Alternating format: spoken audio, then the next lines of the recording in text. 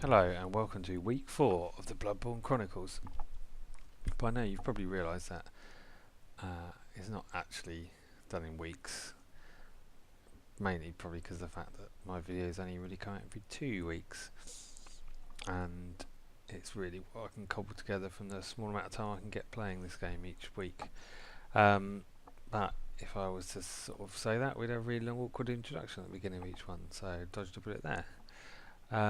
Anyway, welcome to week 4 of the Bloodborne Chronicles.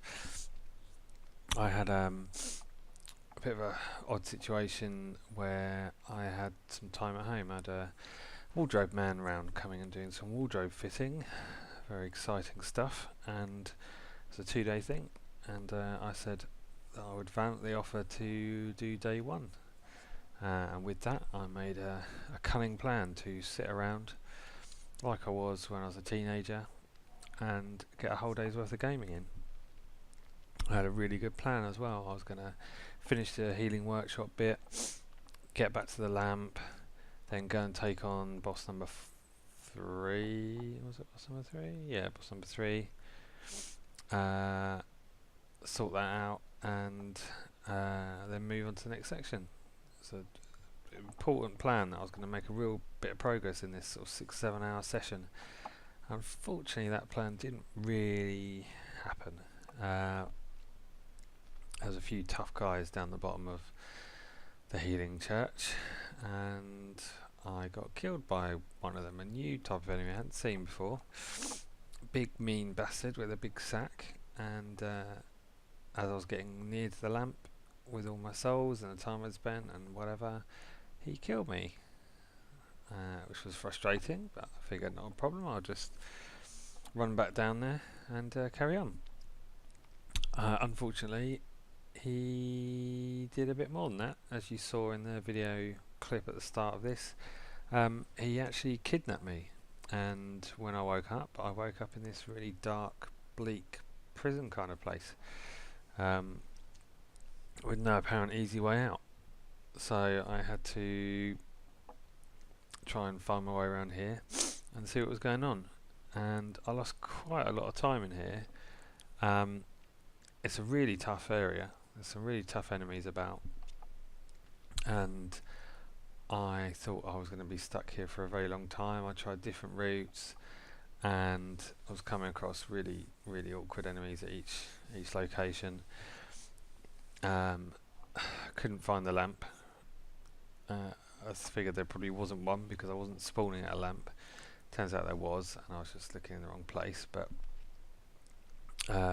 for a long while I banged my head against the wall trying to go up against some enemies at the top of the stairs, and then trying to take some enemies on in the prison.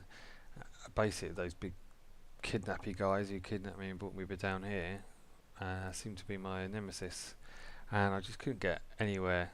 Found it really tough, really tough. It's a much sort of Dark Soulsier area than others. It feels kind of like the sort of dungeons that you crawl around in Dark Souls, so I wasn't finding it particularly enjoyable. Things just got worse from there on. Beware a small lady, this little clip says. Now, most games that wouldn't be too bad. This game, well, you'll see.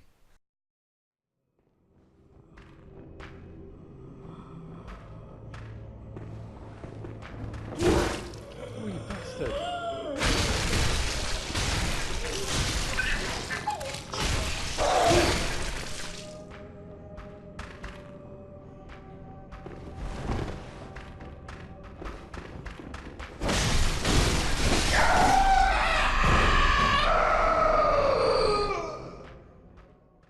See, pretty grammar. And the thing is, that was kind of indicative of how the next probably hour went for me. Fighting off these sort of enemies, struggling with them, making my way through this small area, and then coming up against some more of the kidnappers, and you can just see one in the window there, and yeah, just being sort of generally feeling desperate and fairly terrified. And I started getting a bit concerned that it was starting to feel like when I'd played Dark Souls, and you just feel really helpless. And I'd been feeling quite empowered up until now. I was kind of getting the hang of things, doing a bit better in combat, and suddenly I was in an area where I just felt really out of my depth and didn't have anywhere to go. I just started getting a bit frustrated, and I sort of stepped away from the game. I had a cup of tea and had to kind of just work out what was going on, because I really started to feel down on the game, and I didn't want to, because I wanted this to be my big day with it and make a load of progress and catch up everyone, and it just wasn't happening. And I had to kind of make a decision. I wanted to play this the proper way, if you like. I wanted to play this how everyone says you should play it, where you just discover everything for yourself. You're just going through areas, you're meeting things that don't really make much sense, you're getting lost, you're dying, you're getting lost, everything's really confusing. Maybe every now and then you go and use a wiki or something and just check up on a particular item, or ask your mates for a bit of advice, have a bit of a sort of group chat or whatever going, but generally you're doing it on your own and finding your own way. And I was really determined to do that, to sort of not have much help, to really get lost in the world. But rather than get lost in the world, I was just feeling lost and just getting absolutely nowhere with it and getting very frustrated. And I felt like I was kind of almost at a danger of putting the game down and not coming back to it. It came on very quickly, and yeah, I didn't like it. And then I made a decision which has really turned the game around for me, and I'd recommend to anyone who's maybe watching this, who is a bit worried about sort of the depths and the unknown of the unknown sections of the game, and how long it might take, and how difficult it can be to work out how you're getting on, how your progress is. Or people who are maybe playing it and are just watching this as a brief aside because they're not getting on with it. The decision I made was to use my guide. I got one of those lovely official Prima guides, got 20 quid off Amazon. Had a little flick through it, but I didn't want to sort of spoil anything, and it kind of just sat on the table. And I thought, I've paid for this, I'm invested in this game mentally, I'm doing this video series, I really wanted to make it work, I needed to do something. So I decided I would use the maps. Now there's detailed maps which show you exact routes through and tell you everything with descriptions and the whole path. There's also high level maps that just sort of show you the rough order you should be doing areas in, and the rough direction you should be taking. Had a look in there, saw that there was a lamp up the top of the stairs that I'd been missing. Ran, got the lamp, back to Hunter's Dream, back on with my plan. And that made this game an absolutely different thing for me. And I spent the rest of the day just casting my eye over the maps, seeing where a few key items were on the map, and then just going through, knowing that I had to go to certain areas and collect certain things, but not knowing what enemies I was going to come across, not knowing what traps there'd be, just knowing that I was heading the right direction. And just that feeling of sense of direction, of purpose, made the whole thing 100 times better. And I can now see myself cracking on with this game via that method and getting through it and really enjoying it, because it's still tough as nails, the combat is still really difficult, but it means you can focus on that sort of thing rather than worrying about whether you're going in an area you shouldn't be in yet or anything like that. So it made a big difference. I caned through so many areas. I actually took down two bosses in the end, which I've done separate videos for if you look at my account, and I cleared out an area, and then I went and cleared a whole other area out. I've come across loads of really cool stuff in my playthrough. you know, even with this, I've come across quite a few different enemies, some really cool enemies. I mean, heading down back to the cathedral ward, I came across this guy sort of hunched over in the corner, and he seemed fairly innocuous, but there was something that told me, you know, that I need to be careful with him. What I wasn't prepared for was what this guy was actually going to do to me. And I think I've got a little clip here just sort of showing you sort of fucked up shit that I'm still coming across all the time in this game. It's brilliant.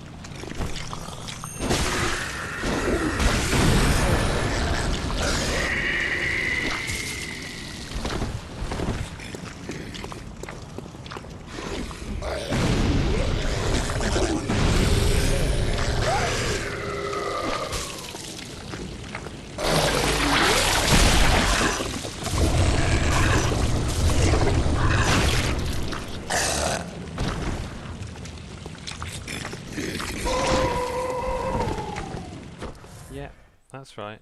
He literally sucks the insight, the knowledge out of my brain. It's pretty terrifying the first time it happened. It doesn't get much easier each time after that, because obviously insight's a finite resource. I know that having it can add problems, but I don't really want to lose any, especially not to this guy. And I was pretty weak at this point, and he nearly did do me in. They're pretty tough actually. They look like they should be weak, but he took a lot of beating. But anyway, you know, it's all good fun. It's good characters. There's good stuff going on. Now, as for the story, I am really quite confused. I've had a few cutscenes I've got on camera to show you that give you little clues about things, but they are very, very cryptic and very obtuse.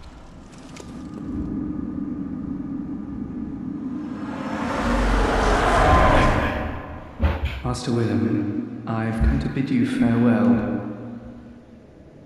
Oh, I know. You think now to betray me. No, but you will never listen. I tell you, I will not forget our adage. We are born of the blood, made men by the blood, undone by the blood. Our eyes are yet to open. Fear the old blood. I must take my leave.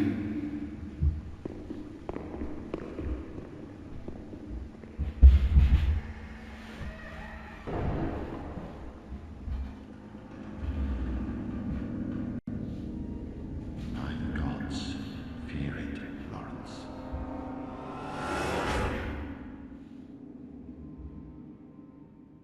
Confused? I know I am. That's about as much as you get when it comes to story in this game so far. I've seen some videos of guys and they really read a lot into things, but I'm not so sure. Anyway, I had a quite a lot of fun on this week. In the end, after finding my guide, I actually managed to find the old abandoned Hunter's Dream Workshop, or Hunter's Workshop, which is pretty cool because there's quite a lot of loot around. It was an exact replica of the place you will know as the Hunter's Dream, except it's in the real world. There's absolutely nothing here. It's just a total copy. But there was some good stuff. I found some items which didn't really mean much. Looking in the guide didn't really tell me much either. I found some good stuff in this chest though. I was able to get my character pimped out. Reading the guide, it said that really outfits don't make a lot of difference. So unless you're facing sort of certain enemies that maybe require them. So I thought, why not? I will dress young Rose up as the doll, and as you'll see in my next video, I end up playing as the doll for quite a while. I'm not quite sure what that means or what happened to me when I was a kid that meant I had the desire to dress her up as a doll, but it's there, and why not?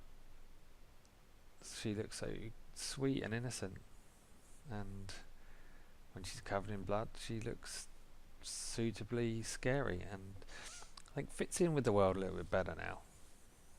I think it's more suitable attire for a young lady than what she was wearing.